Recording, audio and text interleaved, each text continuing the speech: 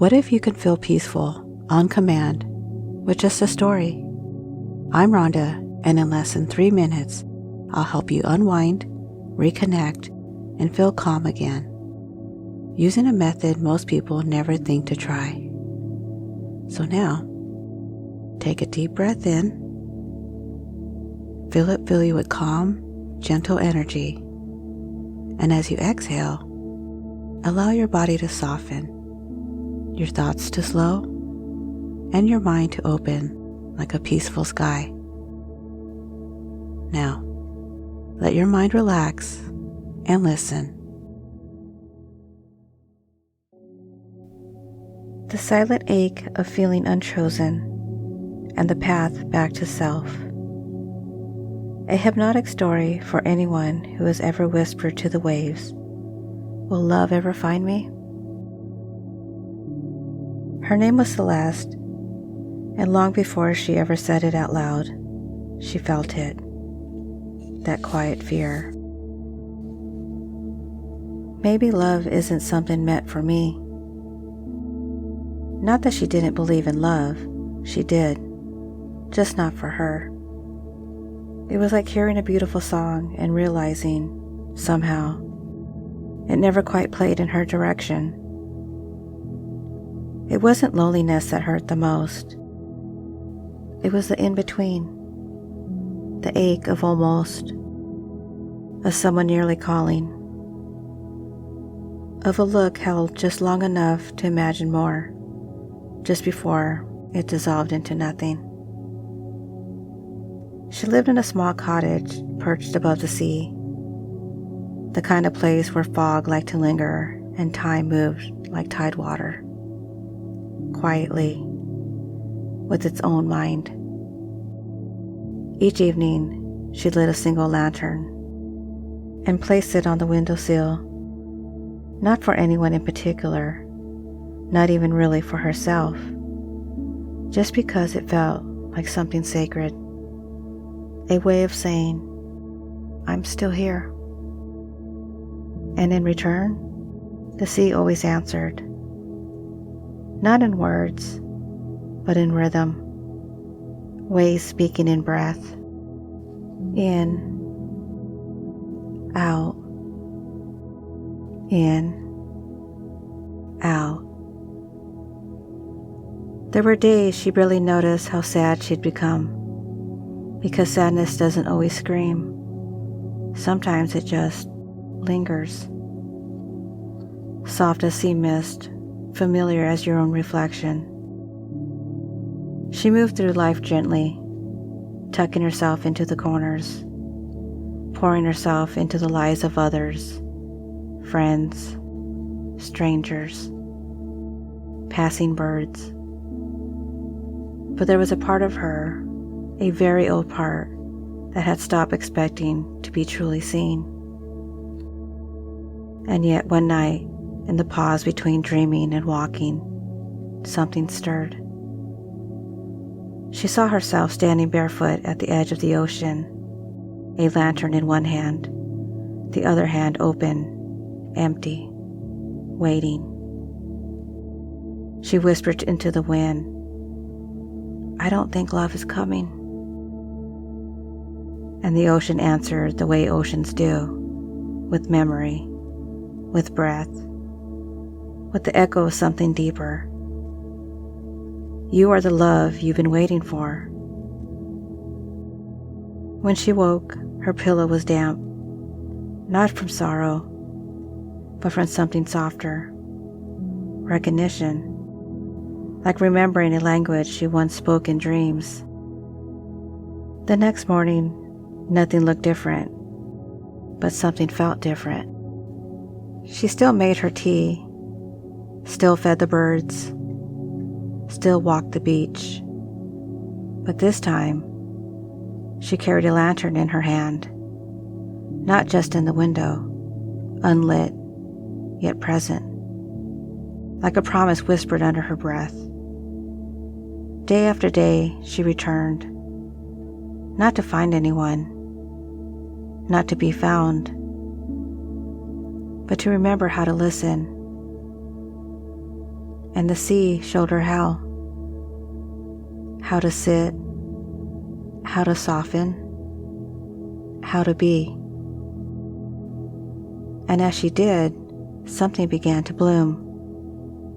Not fast, not loud, just a flicker at first, a warmth in her chest, a feeling that maybe, just maybe, she wasn't unloved as she had believed.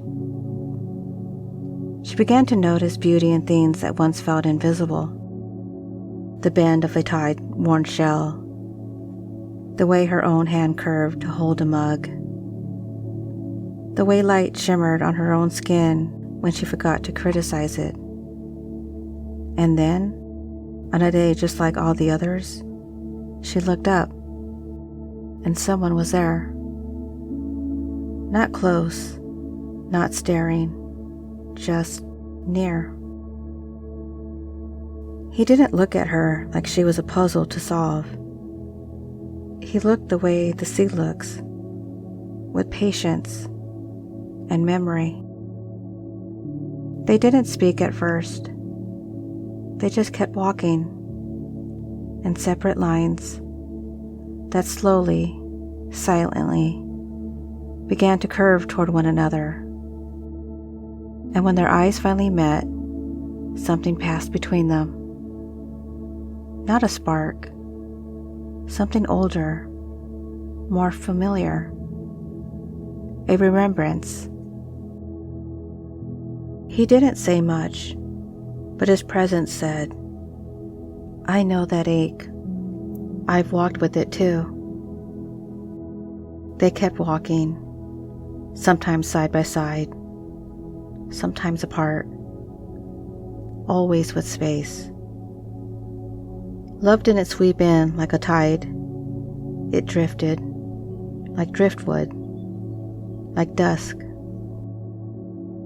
It came in quiet glances, in shared silences, in the softness of being seen and not needing to explain.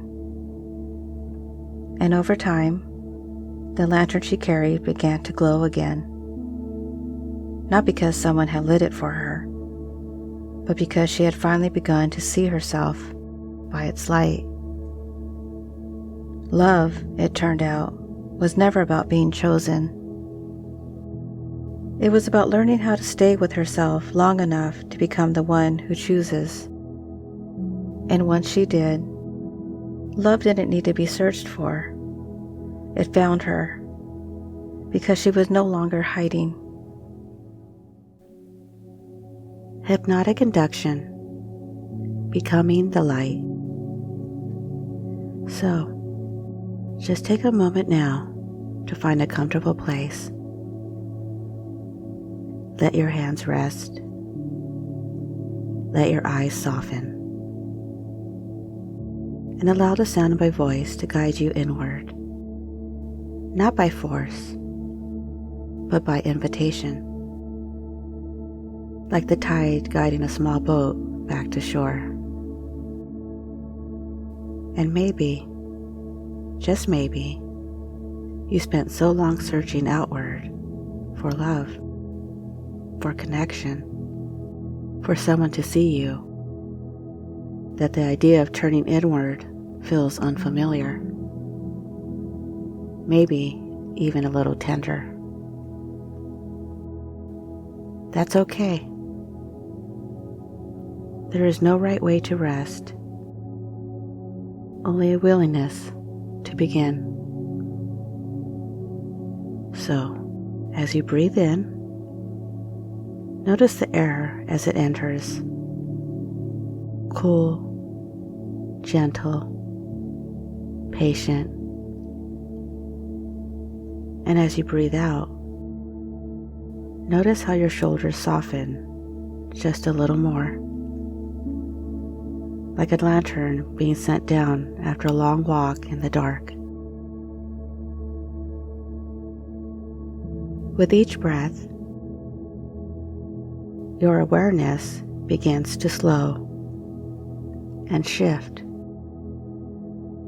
from the outside world to that quiet space within you, the one that doesn't need to be fixed or filled or found.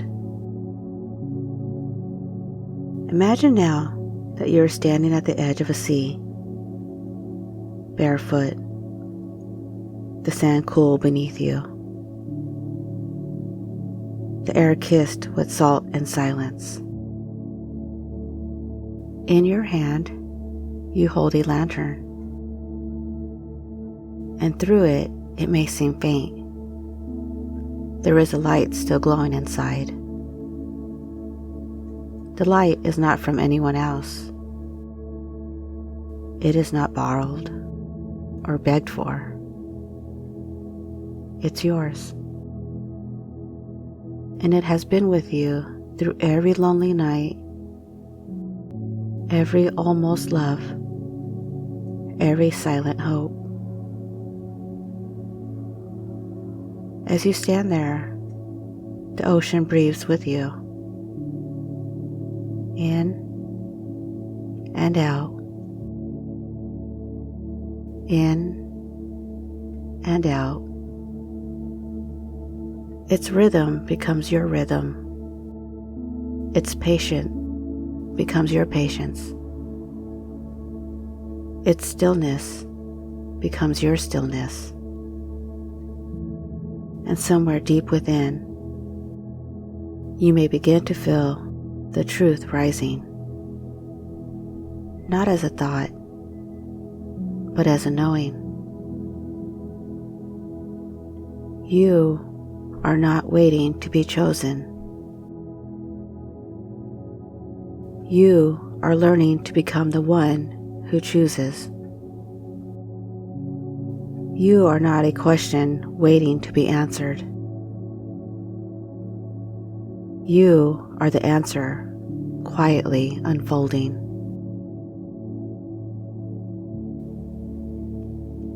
Let that truth echo now through the chambers of your body, like waves finding shore.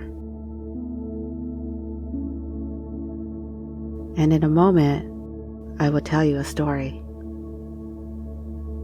A story of someone who thought she might never be loved, who stood at the edge of the road with a quiet ache, but who, in time, remembered that the light she was waiting for was the one already glowing in her hands. And now that your body is soft, your breath is slow, your heart a little more open, the story begins. The key meanings of the story. Number 1, you are not broken. You are becoming. Celeste's journey shows that feeling unlovable or forgotten doesn't mean you're flawed. It often means you're still unfolding. Her story reminds us that healing and love don't always arrive in thundercaps. Sometimes they arrive slowly through the quiet rituals and gentle remembering. Symbol: the dim lantern, a metaphor for inner light that never truly goes out, only waits to be tended. Number 2, love begins within. The turning point in the story is not when Celeste meets someone, but when she starts falling in love with herself, her presence, her pace, her way of being in the world. This story teaches that the love we crave must first be mirrored inside us before it's reflected back by others. The theme: inner radiance attracts love more truthfully than longing ever could. Number 3, loneliness is not a failure, but a season. The seaside solitude in Celeste's life is not portrayed as a punishment, but as a sacred space, a time of deep listening, stillness, and self-remembrance. What appears to be absence is actually preparation. The message: the space where you think nothing is happening is often where everything is beginning. Number 4. Love arrives when you stop performing for it. Celeste doesn't meet someone when she's trying to impress or seek. She meets someone when she's most herself, present, still, whole. Love comes when we no longer try to become lovable, but when we remember we already are. Symbol: walking with an unlit lantern. She carries it not to attract, but because it belongs to her. Her wholeness is the light. Number 5. Being seen doesn't require shouting. The connection she forms doesn't arrive in a grand gesture. It comes in silence, in subtle glances, in the quiet space between. The story honors introverted, intuitive ways of bonding, those that don't seek to dominate the stage, but invite deeper presence. Reflection: some of the strongest connections are felt long before a single word is spoken. Number 6. The sea as a mirror of self. The sea in the story isn't just the background. It's a live-in mirror. Its patience, rhythm, and constant return echo Celeste's inner journey. She stops waiting for love and starts moving with love, like waves that return even when no one is watching. Metaphor: the ocean's rhythm becomes hers, reminding her that she belongs to something vast, timeless, and worthy. Number 7. You are the light that calls love home. This is the heart of the story. You don't find love by chasing it. You become it through stillness, self-compassion, and allowing your light to glow without apology. The takeaway? What you're searching for may already be glowing within you, waiting for you to notice. And once again, you've done beautifully. By simply listening, you've given yourself the gift of stillness, of presence, of healing. And maybe something inside you has shifted, subtly, gently, like a curtain parting to reveal a little more light. If the story brought you peace, clarity, or a moment of rest, know that there's more waiting for you here. I'd love for you to subscribe so you can return whenever you need a soft place to land. For now, let the feeling stay with you. Let the story echo through the quiet, and return anytime you're ready to listen. Until next time, be well.